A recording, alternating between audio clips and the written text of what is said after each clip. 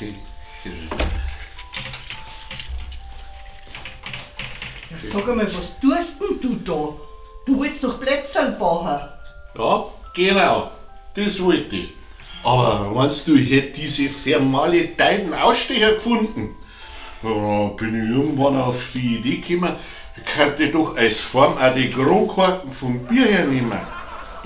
Ja, aber du kannst doch nicht für jedes Plätzl ein halbes Bier saufen. Boah, hast du eine Ahnung da? Du kriegst ja den Tag nicht mehr aus den Kronkorken. Da mittendrin aufhören wollte ich jetzt auch nicht.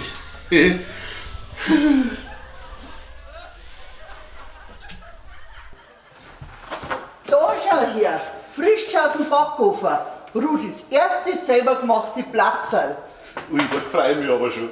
Darf ich da mal probieren? Ja, freilich, probieren wir's, du weißt schon. Rudi, was hast du denn da gemacht?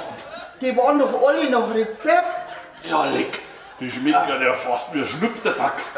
Und da meine ich, habe ich das Zimtdoser mit dem Schneifer weggesagt. Boah.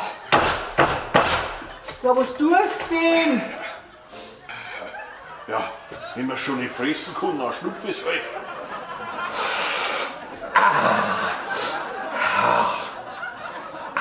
Glaubst du das noch?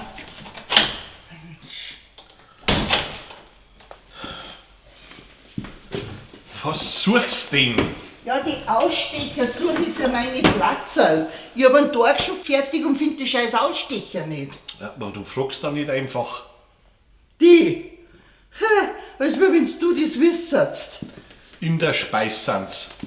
Blaue Box rechts oben. Ja, sicher. Sicher, weil da habe ich das letzte zuerst hingerannt. Da.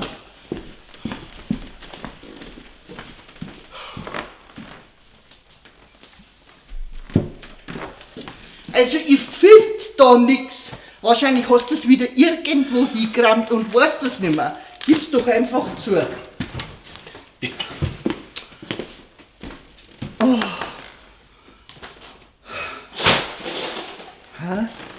So, und was ist denn auch das? Das ist doch nicht blau. Das ist Türkis.